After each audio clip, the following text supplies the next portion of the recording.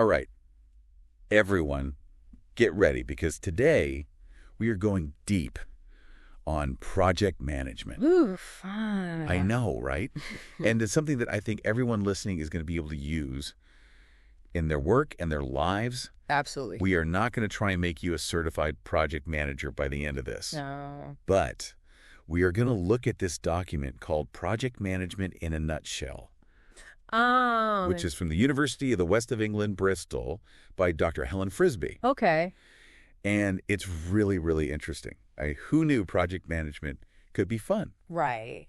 So get ready for some big aha moments. Yeah. And we're even going to kick things off with a little bit of Einstein. Yes, the document actually starts with this great quote from Einstein. Okay. If we knew what we were doing, it wouldn't be called research, would it? Okay, I love that. That's just perfect. Yeah. Because just like with research, with projects, there's always that element of the unknown. Right, exactly. There's always that risk, that uncertainty. You never know what you're going to get. Yeah. And Dr. Frisbee says that that's really the main characteristic of a project.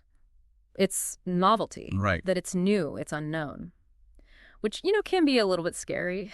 Yeah, for sure. And speaking of scary, I think one of the things that really stood out to me in this document was how it emphasizes understanding constraints right from the get-go. Yeah, absolutely. Because if you go in just kind of blind, yeah, you can get in trouble. it can really blow up in your face. Right. And the document actually includes this really interesting visual. Right.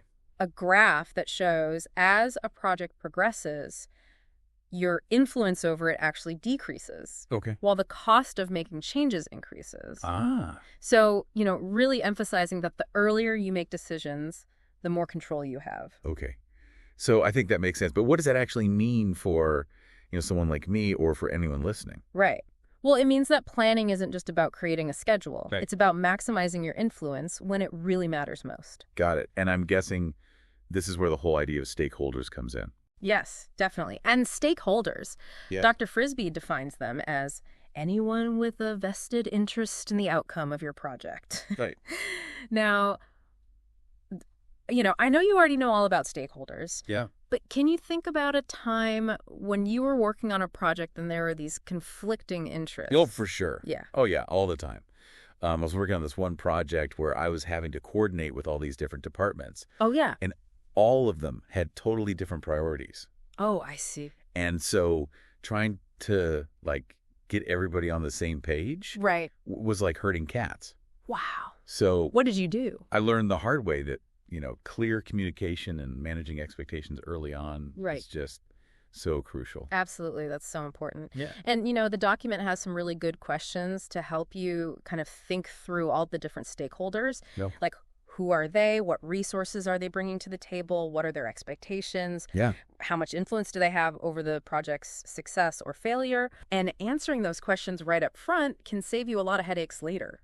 So we've got our constraints. We've figured out who our stakeholders are. Yeah. What's the next piece of the project management puzzle? Well, the next thing is to define the scope of the project, Okay. which basically just means what's included and what's not included. Right. You're setting those expectations from the beginning so everyone knows what they're getting into. So it's almost like we're creating this, project constitution Yeah. that everyone has to sign off on. I love that. Yeah. And Dr. Frisbee really emphasizes that getting everyone to agree on the scope Yeah. from the very beginning is really, really important. Right. Because otherwise it's so easy to fall into that trap of scope creep. Yes, scope creep is a huge problem. Oh, I've definitely been there. It's when you start with a clear vision, Right. but then all these requests start piling up. Oh, yeah. And you end up miles away from where you started. And then you're over budget and Yeah, way over budget and behind schedule. yeah.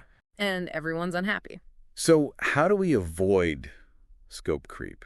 Is it just being super rigid and refusing to change anything? Well, it's not necessarily about being completely rigid, Okay. but it's about being really careful about when you make changes. Okay. So the document says you should only change the scope if the changes are actually beneficial to the project. And if Right. everyone understands how those changes will affect the timeline and the budget. Okay. So we've got our stakeholders all lined up. We've defined our scope. Right. I'm ready to get to work. But where do I even begin? If I've got this big project, how do I actually approach it? Yeah, it can be overwhelming. Totally. So that's where the idea of a work breakdown structure, or WBS, comes in. Okay, work breakdown Yeah. structure. That sounds a little scary. Can you break that down for me? Of course. It's actually not that complicated. You're just taking the project and you're breaking it down into smaller pieces. Okay. So instead of looking at this massive project, you have all these little tasks Right. that you can actually manage.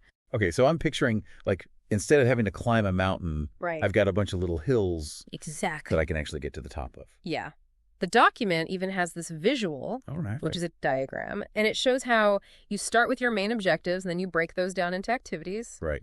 then sub-activities, and then even sub-sub-activity. Wow. So it's like creating this project family tree? It really is, yeah. Okay. Yeah. So I can see how that visual would be really helpful. Yeah. Okay, so we've broken down our project into these bite-sized pieces. Yeah. We've got our stakeholders on board. Our scope is defined. Right. What could possibly go wrong? Well, now we have to talk about risks, because no matter how well we plan, Right.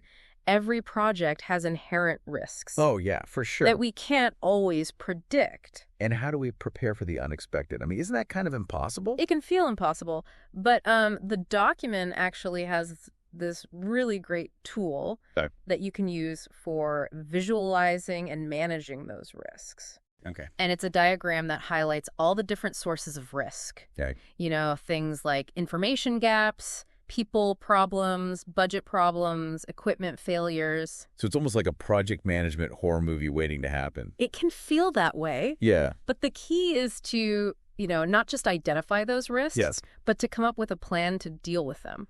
So we're not just like hoping for the best, Definitely not. crossing our fingers and hoping nothing goes wrong. No, we're thinking about what could happen. Right. What are the consequences of this risk? How likely is it to happen? Yeah. And then what can we do to prevent it? So it's being proactive rather than reactive. Exactly. And that's really a huge part of effective project management Correct. is thinking ahead, trying to anticipate those problems, Yeah. and coming up with strategies to deal with them before they really become a problem. I'm realizing this isn't just about managing projects. It's about managing like expectations, anxieties, all those things. Sure. Yeah, absolutely. It's very much a human process as well. Okay. And speaking of anxieties, let's talk about planning. Okay, planning. So this is where we bring out the Gantt charts and the peer diagrams. We will get to those. Okay.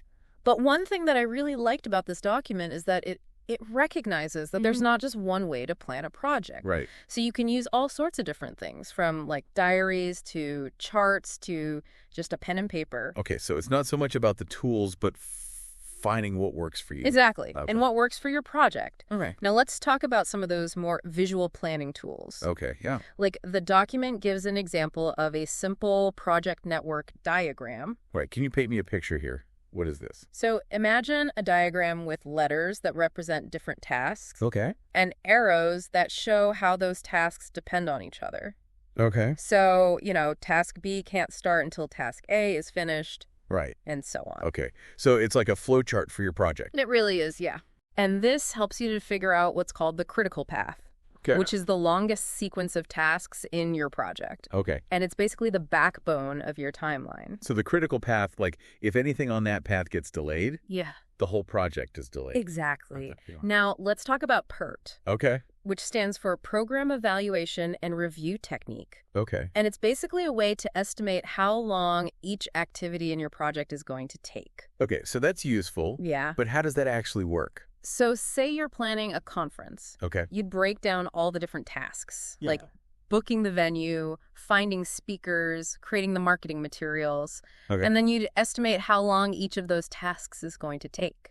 Okay. And that way you can get a really good idea of how long the whole project is going to take. So it's like our project flow chart, but with time added to it. Yeah, exactly. Okay. And what about those Gantt charts? Ah, yes, Gantt charts. I've always been kind of intimidated by those. I know, they can seem kind of scary, Yeah. but they're really not that bad. Okay. A Gantt chart is basically a bar chart Okay. that shows the start and finish dates of each task in your project. Oh, okay. And it helps you to see how all the tasks fit together. So it's like a calendar view of my project. Exactly. Okay. So it's making a lot more sense now. Good. Okay. So we've planned our project.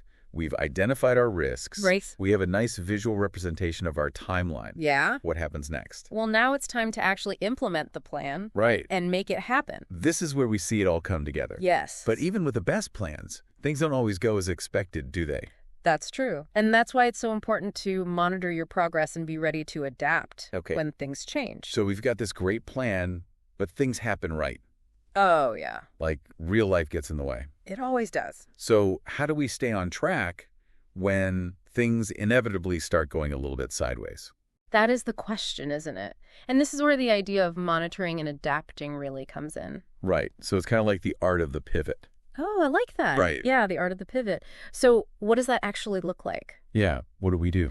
Well, it means consistently using all those tools we've talked about. Okay. Like the research diaries, the progress reports, even, those supervision meetings. Yeah.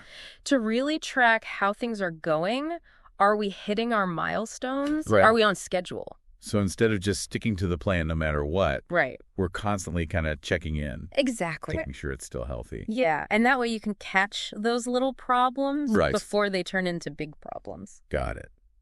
But sometimes even when we're doing all that, a project can still kind of start to go off the rails a little bit. Oh, yeah, definitely. What does Dr. Frisbee say we should do when that happens?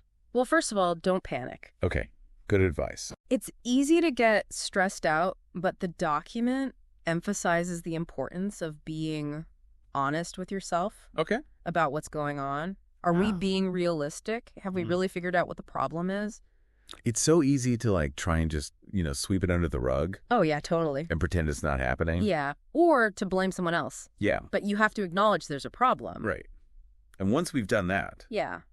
then And then it's time to bring in those stakeholders. Life. Remember them. our friends. Yeah. And it's really important to keep those communication channels open. Right. So everyone knows what's going on and everyone feels like they're part of the solution. I think that makes a lot of sense because sometimes you get so caught up in the problem, Right. you can't see the solution. And someone else can come in with a fresh perspective Yeah. and be like, oh, well, why don't you just do this? Right. Exactly. It's so simple. This is making me think about how project management is not just about managing tasks. It's about managing people and expectations and emotions. Absolutely. I remember that saying that like culture eats strategy for breakfast. Oh, yeah, that's a good one. Right. Like you can have this amazing plan, Yeah. but if you don't have the right people and the right communication, it's not going to work. It's true. It's so important to have that good team dynamic Yeah. and to be able to communicate effectively. That's why those soft skills are so important. Okay, so we've talked about monitoring progress, adapting to change, communicating clearly. What stands out to you as like the most important piece of advice from this document?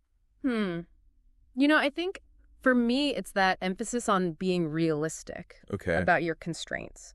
Because we all have limitations, right? Yeah. We have limited time, we have limited budgets, we have limited resources, Yeah. and we can't just pretend those limitations don't exist. Right. It's like that graph we talked about before. Yeah. Where, our influence goes down and the cost of changes goes up. Exactly. So we have to make those tough decisions up front. Right. We can't just say yes to everything No.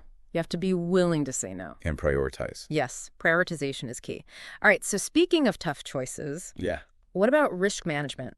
Because it feels like with any project, there's a million things that could go wrong. Right. How do we even start to deal with that? That is a good question. And the document has this really helpful framework Okay. for assessing risks. Yeah. And it's based on two things. Yeah. The likelihood of the risk happening Yeah. and the impact it would have if it did happen. So we're figuring out which risks are really going to be a problem Exactly. and then focusing on those. Yeah. Okay. This is making a lot of sense. Good. But I have to admit, I'm still a little overwhelmed. I get it. Like, is this just something people are born knowing how to do? No. Is it a skill? It's definitely a skill that you can learn Okay. and get better at over time. So I don't have to, like, go back to school and get a whole degree in project management. No, not at all.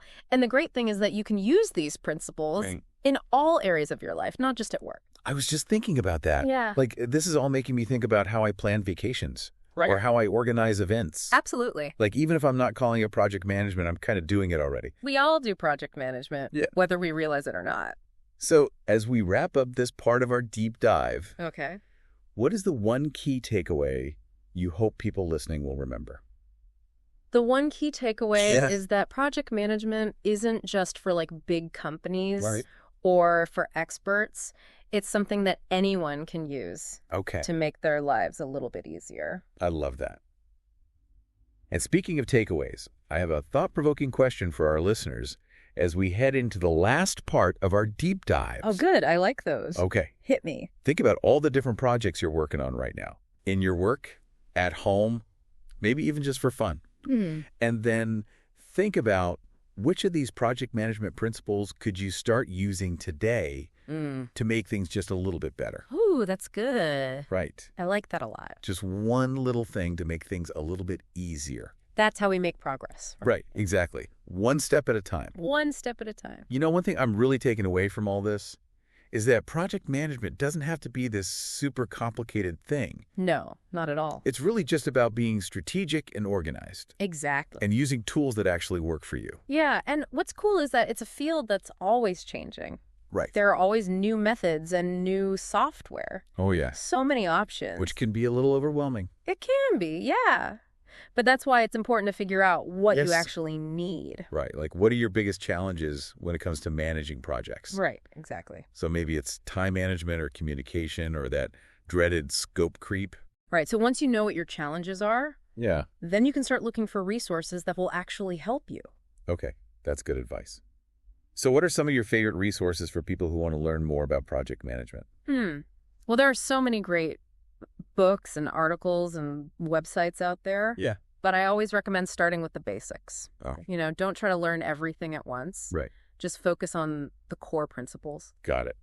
Are there any books or websites that you'd specifically recommend? Sure. One classic book is A Guide to the Project Management Body of Knowledge, Okay. which is also known as the PMBOK Guide. PMBOK Guide. Okay, I'll have to check that out. Yeah, it's a great overview of the whole field. What about websites? Are there any good ones? Oh, yeah. Projectmanagement.com is a good one. Okay. And the Association for Project Management, or APM. All right, APM. So many options. Yeah, they have tons of information, articles, templates, Cool. even online courses. So with all of these resources available, how do we make sure we're not just getting lost in all this information overload? That's a good question. And I think the key is to just experiment.